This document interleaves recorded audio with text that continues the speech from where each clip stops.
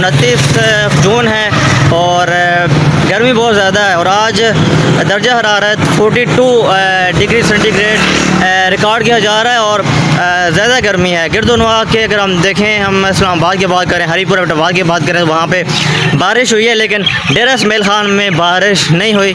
तो आपको पता है कि डेरा इसमाइल खान थोड़ा गर्म इलाका है, गर्मी ज़्यादा होती है। तो आज हफ्ते का दिन है, 29 जून है और गर्मी आज थोड़ी ज़्यादा देखने को मिल रही है हमें डेरा इसमाइल खान में।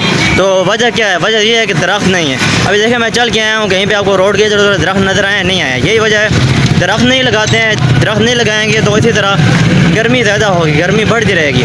दरख्त कम है, दरख्त आप क्यों नहीं लगाते हैं? हर साल अभी आगे मानसून आने वाला है, तो हर बंदा अगर एक एक दरख्त भी लगाएगा, एक एक दरख्त भी अगर लगाएंगे तो मेरे ख्याल से अगले साल ये गर्मी कम होगी।